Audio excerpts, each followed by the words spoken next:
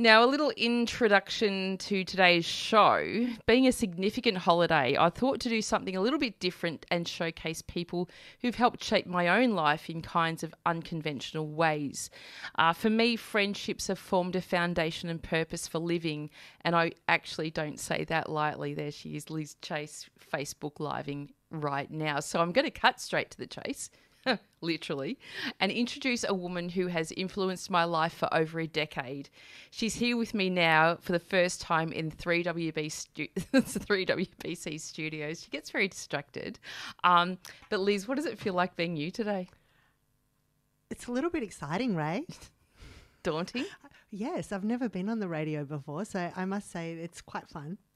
And it's really fun to hang out with you, and I'm loving your amazing 70s dress. Yeah, it is. It is very 70s. I was explaining to you on the way in that I did find it at a garage sale probably about 20 years ago, I think, and I don't think I've worn it for that long as well. But how we met, I love our story because it was probably about 12 years ago because it was at the Genesis gym in Box Hill South on Middleborough Road had been repurposed from the Bunnings. Yes, that's right. It was all brand new, and I joined up. I was a foundation member, and Rory, my now 13-year-old, was a baby. Or actually, he was still in my tummy when I joined up. And one of the classes I loved the most was boxing. Tuesday, 6 a.m. Yep, belting the rubbish out of people in a very, very good and healthy way. And I will never forget this woman. How tall are you, Liz? 5'10", 5'10", 5'11". Not a short woman, but a very slender, very beautiful woman. Walks into the studio, the boxing studio, with her gym kit on. And pearls around her neck. Only because I'm lazy. They were from the night before. I was working long hours at that point, so anything went. But I thought, you're my partner, and that's where it started, and that's where it continues. But it was just, we talked all the way through, of course. We were so distracted, weren't we? Oh, completely. We just couldn't stop. We hit it off. It was chemistry fireworks from the very beginning. So whilst we did manage to get in a few good punches, I think we were more... Jabs, crosses. That's all that. Yeah, uppercuts. and the ones that really like hurt your brain, the complicated ones. Yeah. The roundhouses, yes. Yes. But I remember you unpacking your story quite quickly with me, and that what's also gravitated me to you is...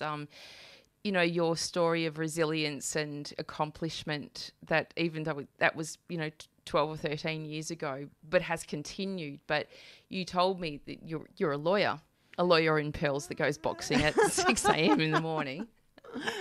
But it wasn't always roses for you, was it? No, I mean, it's always been, I guess you could say I'm a little bit, maybe scrappy. And I had to I did my law degree with 2 young kids. I'd come back from America after having worked in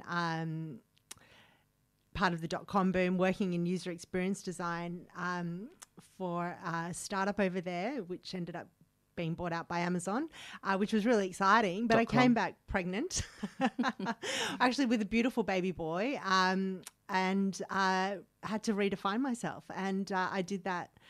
So I went to law school with but a little 2 bit young kids. Backtracking from that, redesigning yourself. Yes. Tell me about because you talk about design, thinking. Yeah. Yes. What was redesigning yourself about? Well, I think it was about coming back. I mean, really, honestly, I had a baby, and I had to provide, didn't I? So, and I'd had a previous career without formal qualifications, and so it was an opportunity to pursue and pick up on something that I was interested in high school, which was law. If you're not good at maths, then maybe you'd be good at law. That was the conventional wisdom back then, and a desire, I think, to help people. And so I pursued a law degree with 2 young kids in tow by the time I'd finished. And then by the time when we met, I was a junior lawyer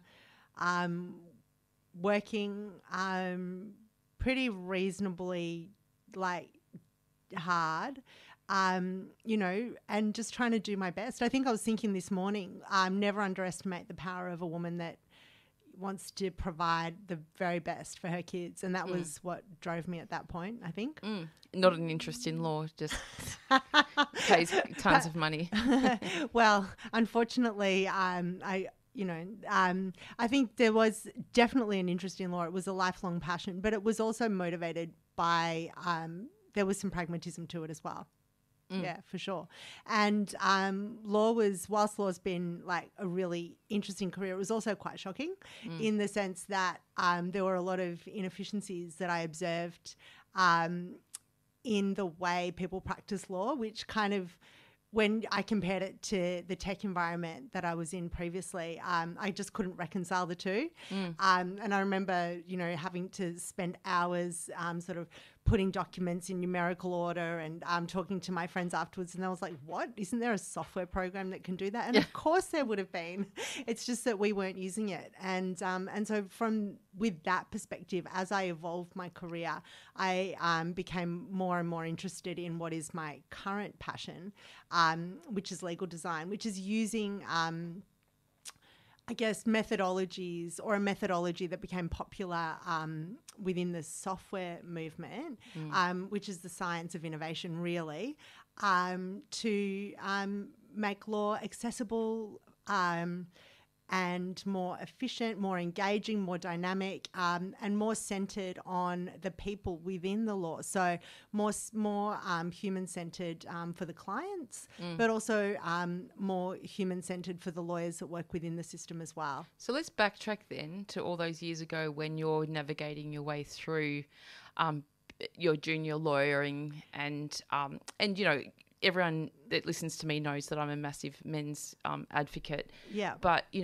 being a woman in that space, tell me about what that was like during those years. There wasn't, I never felt I don't think I felt particularly out of place as a woman, meaning that there were other women within the law. Although, come to think about it, there weren't any female partners in the firm that I was working in at that time.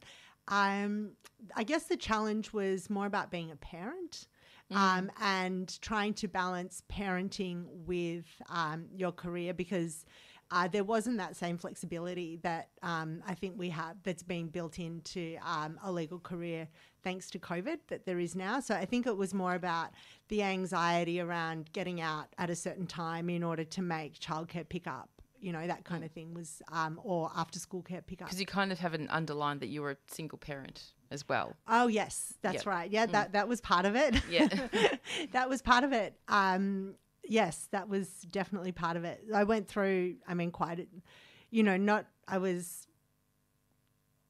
wasn't single when I started, so I went through a divorce, which was kind of stressful. Sorry, I'm just letting you go. You're kind of like, I don't think it's ever a walk in the park for anyone. No, it really wasn't. And especially at that stage of my life. But we made it, the kids and I, we made it through, and we're thriving now, which is really exciting. I know, but it's the thing that I've always noticed about you is that you have the wind at your back all the time. Like, you don't settle for mediocrity at all. And you sort of get to a point where you've achieved something, and then you can see your taste buds going, no, there's something more. Absolutely. Something more. Absolutely. Life, I think the taste buds is the perfect analogy because I feel like life is juicy and it's meant to be savoured and explored. And the more I evolve myself, the more I open up to new opportunities and the more I can see things.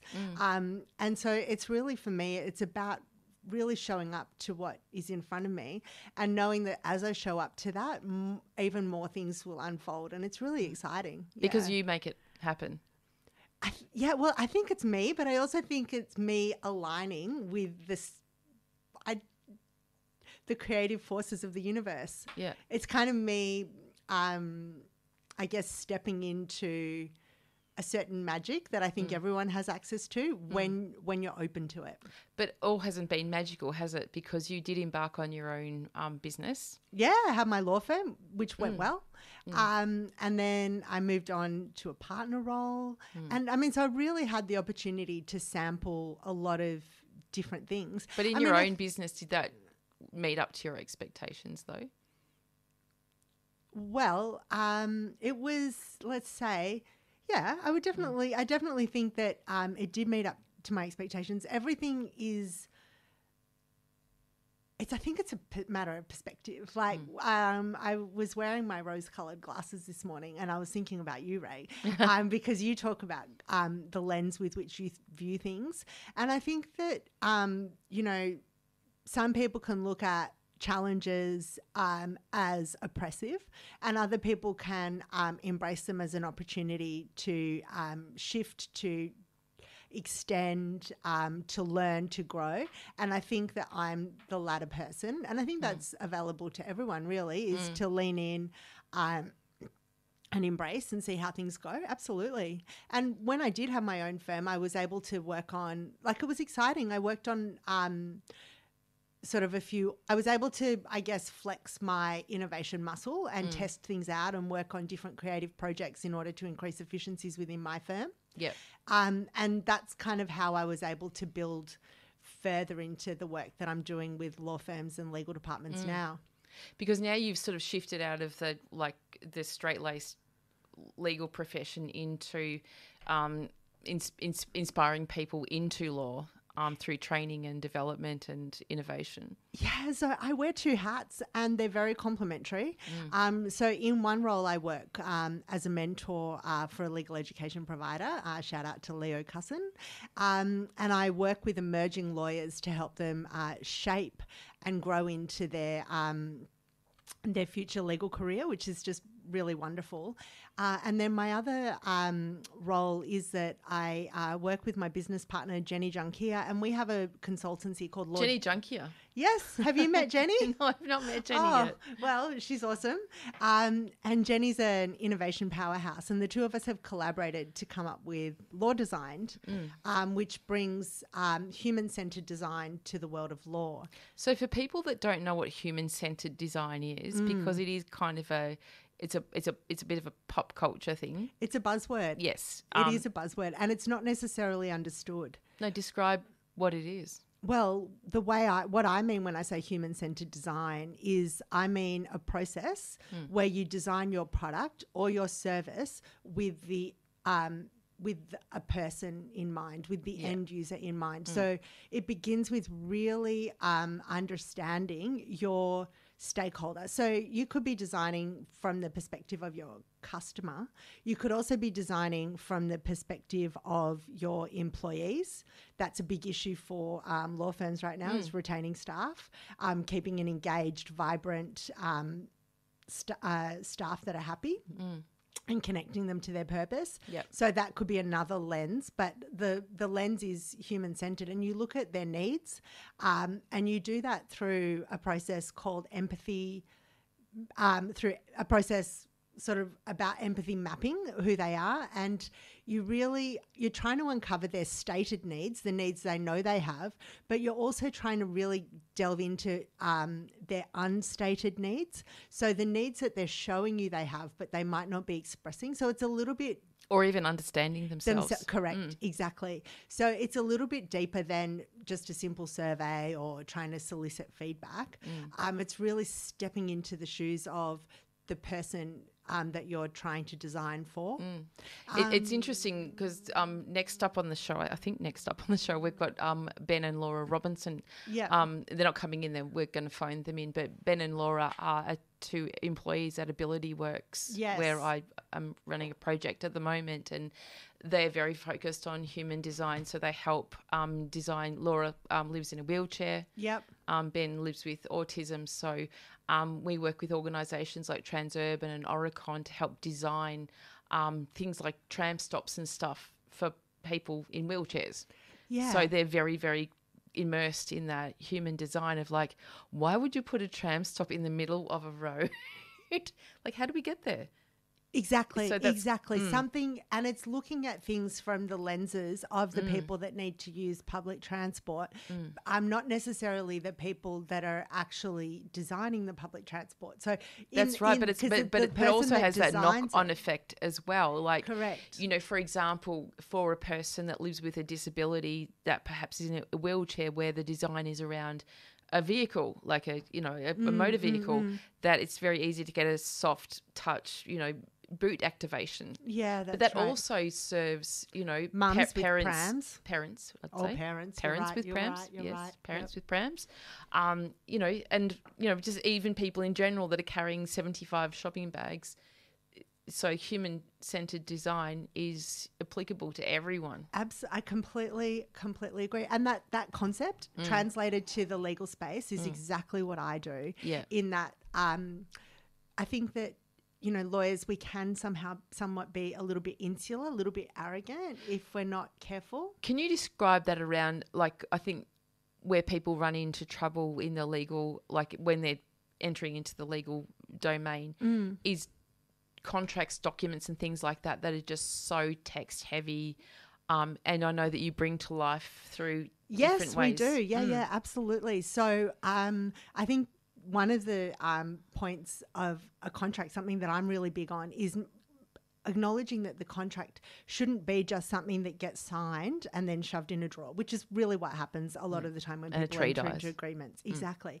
But really making it a living document that the parties will continue to engage with and refer to.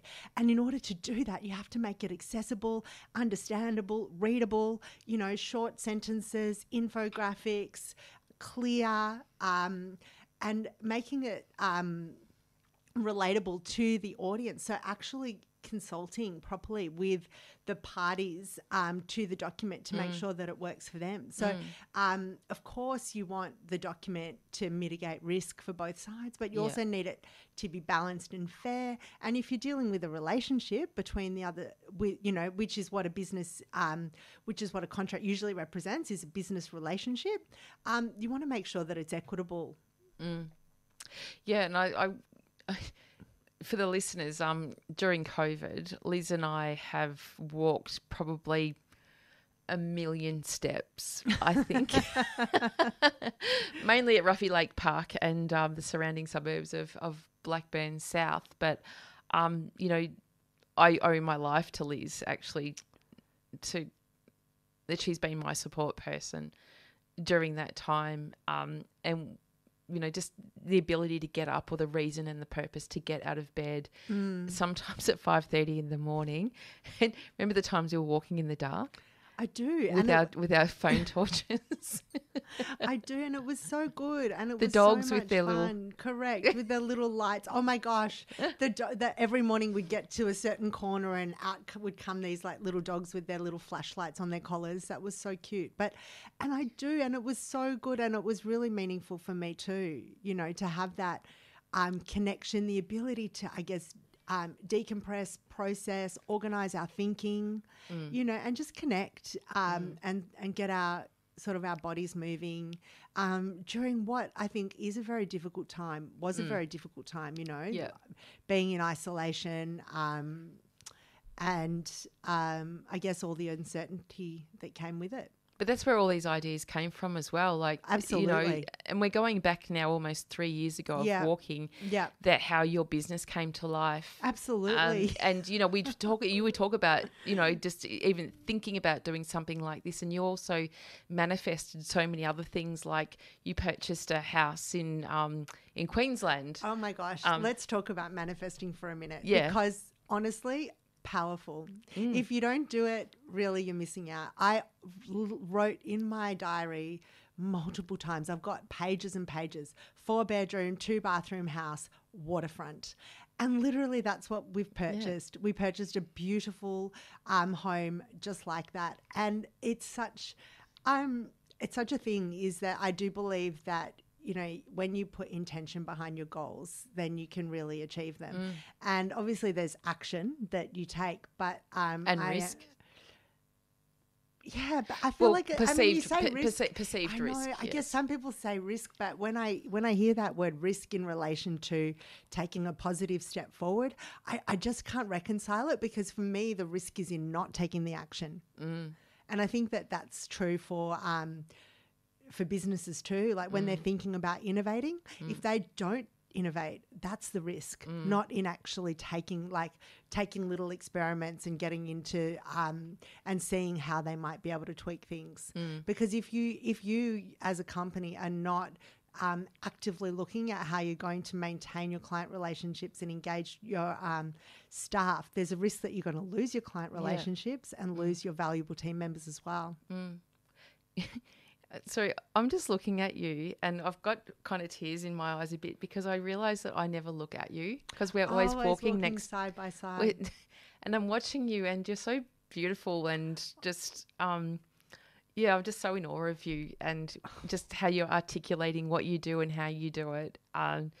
That's getting quite emotional on an Easter Sunday. Oh, you're such a special friend to me, Ray. Like, honestly, you know that saying about like we're the sum of the 5 people or whatever. You're one of my 5, you know, in that. Absolutely. Because you yourself, like, you're such a dynamic, amazing, you know, woman who has, I guess you do so much amazing work in the community, and you're so there for so many different people, and you're recognised, but probably not recognised as much as you should be in terms of all the incredible things that you do. But I know that you're supported and loved, and it's equally as inspiring to be your friend. And I mean to have somebody like you recognise and support me is just really awesome. So. Well, talking about our supporters, like our major supporters are our kids.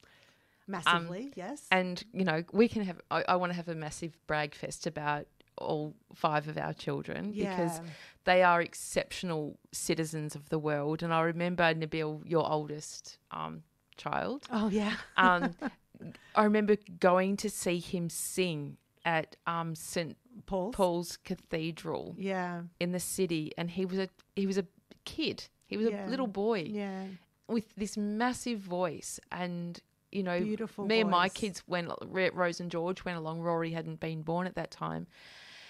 And just watching that was just such a special moment. Can you tell me about how that came about? Oh, sure. I actually can.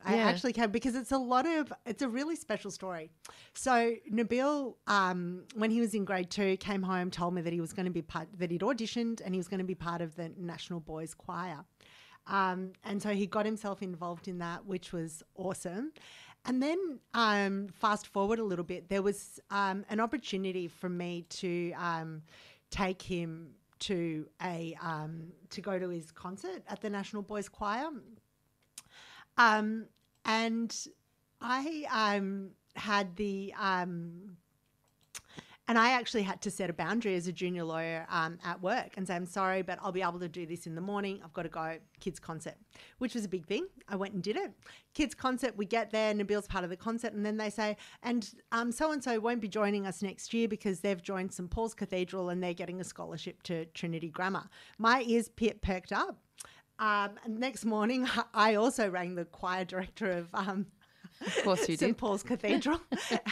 And within a few days, Nabil had auditioned and been successful in obtaining a position at St. Paul's Cathedral. And it was such an amazing moment for me because it showed me that the universe always has your back. And for me, like, I kind of got screwed in my divorce with my ex, and I was so upset at the time because I felt like we spent a lot of unproductive money fighting that should have gone for the benefit of the kids. And as it turned out, what we got back in terms of the value of the scholarship was probably equal to what I lost in perhaps the inequity, or the lack of support. So whilst I wasn't supported to the extent that I wanted to be in my parenting by the people that I thought should support me, i.e. my ex-husband, I was very much supported by the universe and by the school and, St. Paul's Cathedral and that scholarship. So, Nabil had an amazing, it was an incredible experience for him in a few different ways. He had the mentorship of some really wonderful men, and he had a really great school experience. And, he's Because he had a scholarship at school too, didn't that gave him the scholarship. So it was a choir scholarship. So he it paid for a good chunk of his private education. Yeah, exactly. Which he's used very well. He really has. Yes. Yeah, he has not wasted that at all. Because he's at Melbourne Uni. He's at Melbourne Uni doing commerce. Yes. And he's a super smart, insightful, and he's always been insightful. You know, he's got that really sharp insight, sharp wit, eloquent, amazing humour. I just can't speak high. And I'm really proud of the young man that he's turned into. And shout out to his girlfriend, Leggy, whose family I'm going to be having Easter lunch with today. Because, not only is he like an amazing young man, but it also seems like he's a pretty good boyfriend. And as a mum, that's a really heartening thing. And you and I have shared that journey since they met on our morning walk. So I've been part of this relationship. Oh my God, if they're listening, they will be so upset. I don't think they've had a fight yet, but really two intelligent people. And I think, I guess one of the points that I want to sort of make here is that, there's so much stigma around single parenting and what women can't do. And I'm such an advocate of not that. In fact, I'm going to be speaking, in the next few weeks at a conference about what women can do. And I'm an example of that, is that absolutely. You're only as disadvantaged as you want to be. And I know, look, socially there are limitations on things for men and for women. I don't think it's necessarily a gendered thing. However, you're a great example of raising two amazing kids. We'll talk about Hannah in a moment because she's also another wonderful citizen of the world. Yeah. But nothing stopped you from raising them. No, but I think it's important. I agree, but I think it's important to recognise that,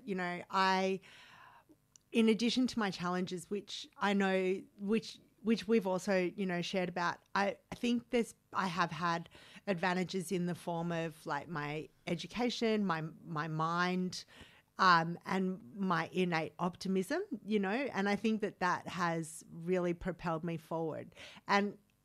But that's a self-fulfilled advantage. That's not something somebody gave No, to it's you. definitely not something that someone gave me at all.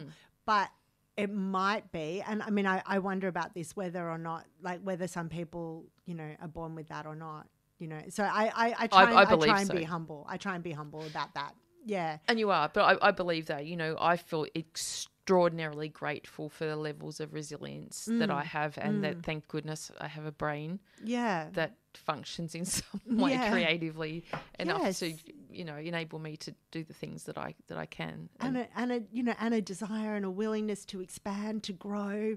And I think it was funny, like someone once said to me, I was really nervous. I was a young mum with this baby. I was 24 when I had Nabil, and just came out of the hospital bursting with tears of joy. But I was also scared, how was I going to do this? And it was my sister. She said, those children will be the making of you. Yeah. And I reflect on that. And that's exactly what it is. It's my children are my drive. My desire to be a role model, my desire to provide them for them, is what has really propelled me forward, because there is no failure option when you've got two kids. Well, there is for many. And many do fail, and that's what fills up my counselling rooms is, adults whose childhood expectations were never met by, the basic safety, security and love of an environment. And, but I know that you and Hannah recently went on a little bit of a road trip. I got into your car the other morning on a walk and I sat on about 45 McDonald's Come on, you're making me sound bad. It was a coffee cup. It was it actually was one coffee cup.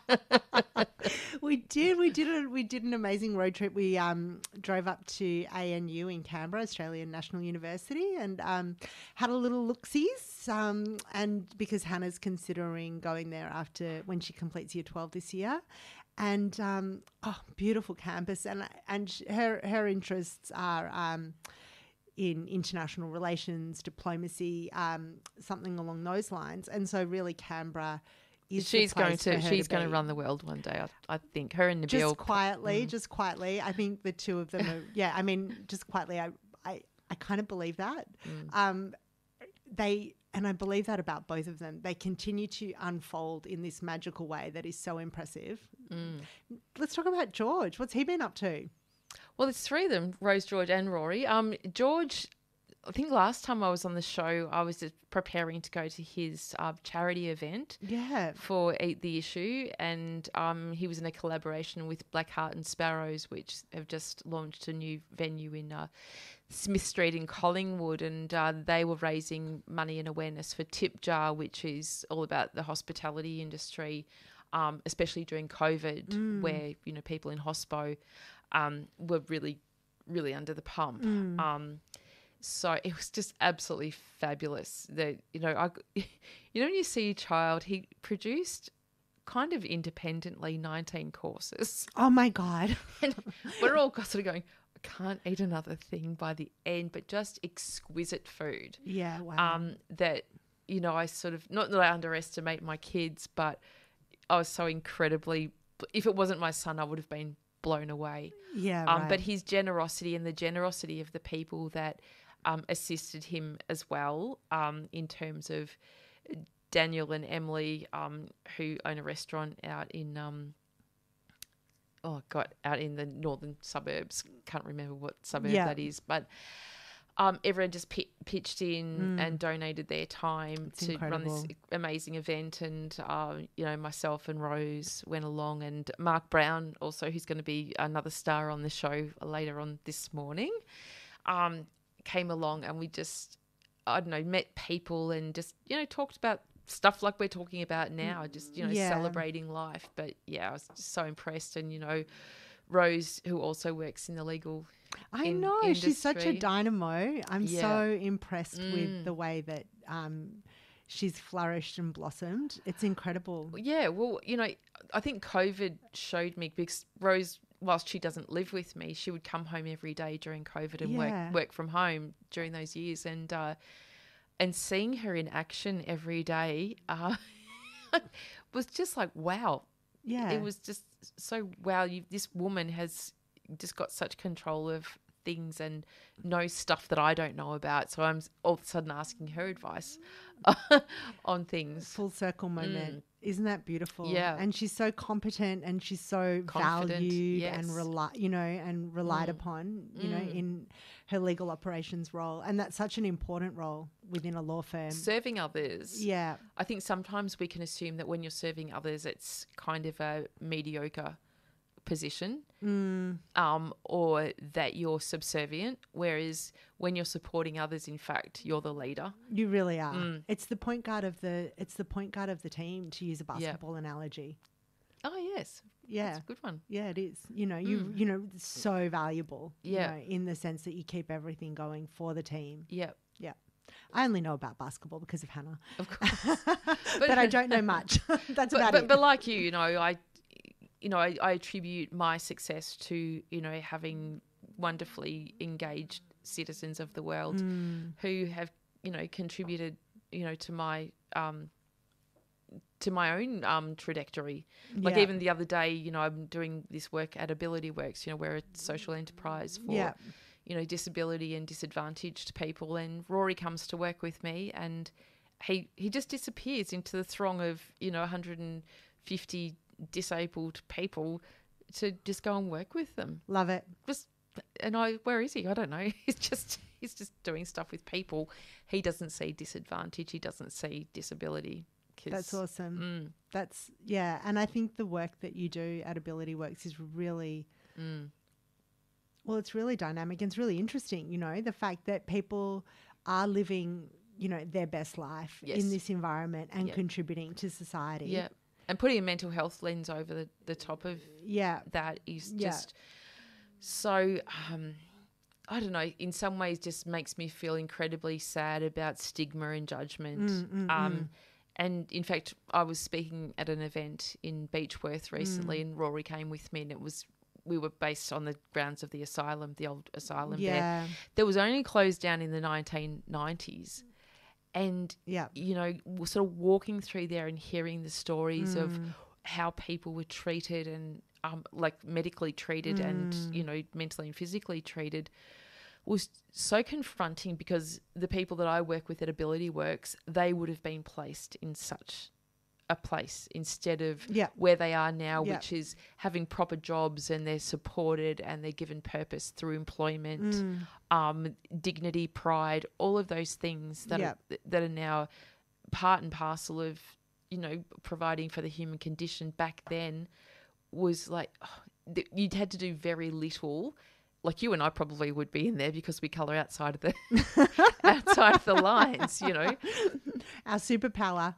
Yeah, but just horrific. And somebody said to me during the journey, isn't it great that we now have so much more information where we don't treat each other like that anymore? And I went, I don't agree, because your consciousness or your sense of right and wrong would have always said that was wrong. I think that's true. I think that's true. And I reflect on that too. Like what is it that that drives that kind, you know, and is it fear? Like, is it, you know, like people sort of stuck in these paradigms and they can't see out of them. And so they need to compartmentalize people and hide people away and, you know, treat them in this sort of callous, cold, unfeeling manner. I just don't, I really don't understand. So then we can go full circle around to design thinking. Yeah, that's true, and actually. If people don't know and they can't see and they can't articulate, you know, you're bringing things to life where people can actually get a better understanding through different ways of learning. Yeah, absolutely. And I think investing the time and the willingness to understand and step into the shoes of someone else and to really generate empathy. I think empathy is the skill of the future. Is it a skill? Yeah, I think it is. I think it's a capacity, like an internal capacity. But I think that I think that in the cut and thrust of a busy life, you can potentially not connect with it, and so therefore I think it's a skill that you need to re-engage with and lean into and create time and space for. I've got to think about that, because you know, I guess, you know, working in the mental health space and, you know, seeing different kinds of conditions like psychopathy and things like that, where you know, where empathy is pretty much non-existent, and that's unfortunate. That's really terribly unfortunate that not everyone can feel that. But I guess what you do is you bring things to life in a way that people perhaps have an opportunity to connect. Yeah, I mean, not wanting to speak beyond my experience, because I'm certainly not a mental health professional. I think that what's drawn out from the sort of from empathy as a skill is really, you know, really bringing out all the data, the information, so that you can at least connect dots with what might be going on for someone else. You know, and myself, and would connect with that on an emotional level. But even if someone can't connect with that on a feeling level, at least they can connect with it on an awareness level. Yeah. Gosh. I mean, it's a thought, isn't it? Well, I'm just thinking, why haven't I had you on the show earlier? Well, we can do it again. We can do it again. It's quite fun. Although I do need to figure out how to actually Facebook Live. I realise that I do not know how to Facebook Live. Oh, look, we better do it. In fact, I think we've got quite a few messages. Chris O'Reilly's reacted to the message. And Amanda Sillars has chimed in as well. Amanda Sillars does amazing work. I met her many, many years ago.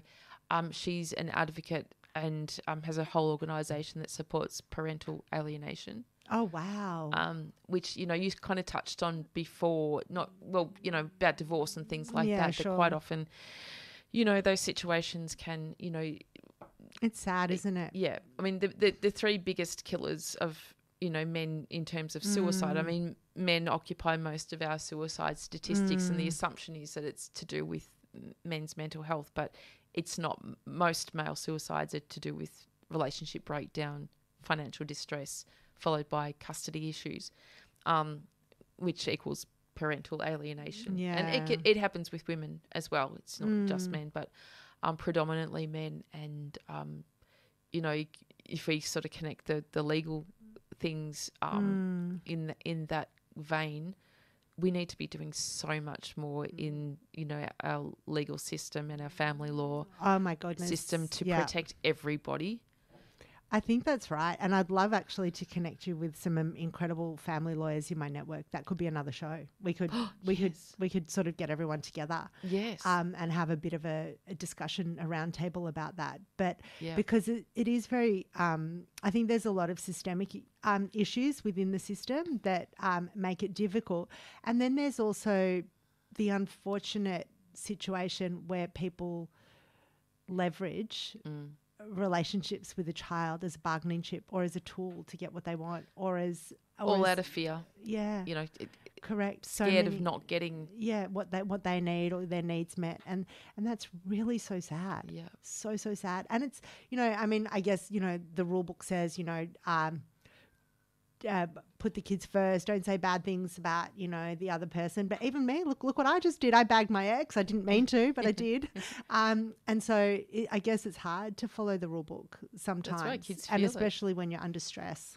I had a parent the other day saying, "Oh my God, I'm so upset. I'm not going to spend, you know, my child's birthday with them," which is something to be upset about. I'm not disputing that, but I said there's 365 or 6 days in the year that you can make special. Absolutely. You know, and that's not to say that, you know, you don't feel heartbreak when you're not with your child on special days, but there's so many more of them that you can be.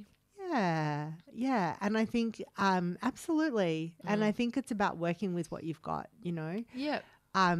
We've been listening, you and I have both been listening to The Power of Now. Yes. Oh my goodness. By Eckhart Tolle. And I'm really moved by a line in his book, which is accept this moment as if you chose it. Yeah. Yeah. It's a really powerful concept when you think about it. Really, you know, what's in this moment for me? And if it's painful, lean into that, experience it. Well, and see what happens. We hate pain, don't we? We have try and to avoid it. medicate ourselves, you know, like anything to avoid pain. But on that, Liz and I were walking, not yesterday morning, but the morning before, and you said, "Oh, I'm going to introduce you to Telegram." Yeah.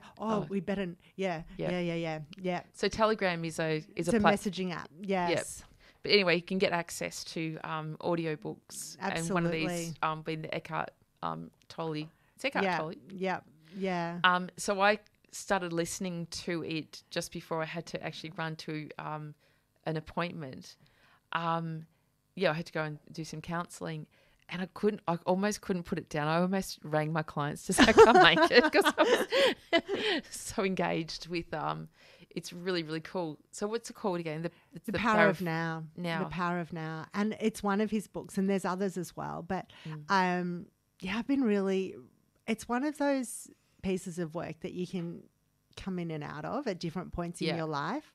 And for me, you know, the power of presence and being in the moment, and especially I think for us, you know, we've got economic uncertainty, we've got an election coming up, there's so many things that are in the media that you could really, we've got a war, you know, like we've got multiple wars, but you know, we've got like you know, a lot of things that you could really hook into on a macro and then also on a micro level, you know, to generate fear and worry and doubt. And hopelessness. Correct. Correct. And so leading into, I guess, you know, more spiritual concepts and also the concept of being present and in the moment and making the most of what you have. I think, and being aware and stepping into awareness and just really, I guess, enjoying that, the spaciousness of life. You know, there's spaciousness in a moment. Just, you know, I think there's one way that I know that a minute is long, and that's when you do a freaking plank. That's when you know that a minute is a long time. Or you're waiting for your boyfriend to call. Yeah, all of that. And so that's an opportunity. That's an opportunity. And so I guess I think yeah, I think that's a tool that we I can think pick it's up. summing that little bit up because, in fact, we're getting to the end of this segment now because I know you've got to go to Meet the parents. meet the parents. So exciting. We went shopping yesterday, Liz, and I would never... We've never gone grocery shopping before, no. It's so random. And you lived up to my expectation of your shopping because you're all over shop, like in a very good way, which allows me space to do things. But I ran into like a few people, which was quite fun as well. But I wanted to thank you for coming on the show. Absolutely. This has been really fun. I feel like we should do the family law episode. Definitely. Yeah. Yeah. Let's set that up. Because when we were talking yesterday, I'm not supposed to even mention this person's name on my show, but I love her. Bettina Arndt. I almost lost my job at the University of Melbourne for my association with Bettina Arndt at one stage. But Bettina is very, very big in the men's health space, and she's a massive advocate for, really challenging some of these narratives, especially around domestic violence and suicide and the social determinants that lead to suicide. And I can't remember where I was going with that now. I don't know, but we're gonna wrap it up. Oh yes, like with family law. So she's done a lot of work, especially around false allegations of rape in the the university system as well.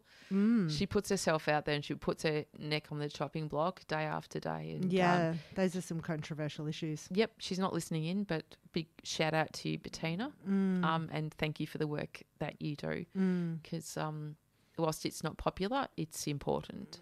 Yeah, I think that, and I think my the only thing I can say about that is that it's important that everything gets aired and voiced and discussed and examined and looked at. And you can choose how you digest. Absolutely. Absolutely. Yep. So after the break, we're getting Ben and Laura Robinson on the phone. They met at Ability Works. We've talked about Ability Works today. We're a social enterprise that employs people with significant barriers to employment, disability or social disadvantage in a supported environment. And they recently celebrated their 11th year wedding anniversary. They actually met at Ability Works. They're remarkable people who I'm so incredibly lucky to know. And Liz, likewise, you.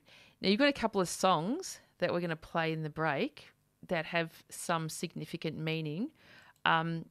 Usually I do this thing called you've got to guess your very special guest song request, but you've got two. I've chosen the Susie Q to start it off. Tell me what that means to you. I don't know. It's just a happy song. It's a song that Hannah and I listen to when we're driving, and sort of stumbling in. Like that's how I feel it. It talks about our love is alive, but I kind of think about it not in a romantic sense, but more in an expanded like sense of life sense. And you can stumble in all around the place. But Just again, all the years that we've known each other, it's one of my favourite songs in the world, and we never even knew that because we never listened to music together. That's right, because yesterday you said to me, Liz, send me 3 songs, and 2 of the 3 are your favourite songs as well. Yeah. So Liz is going to go because she's got to go and impress the parents. So after that, we've also got Landslide, Fleetwood Mac. Oh yeah, it's so like with 2 kids, almost 18 and 20 years old. It's kind of pretty apt. Yeah. Yeah. Thank you, my darling. Thank you for having me. When are we walking next? I think tomorrow. Yep, cool. Sounds good. Let's do it. It's a okay. day. All right, you're listening to 94.1 FM. It's 3WBC, and we're saying goodbye to Liz Chase.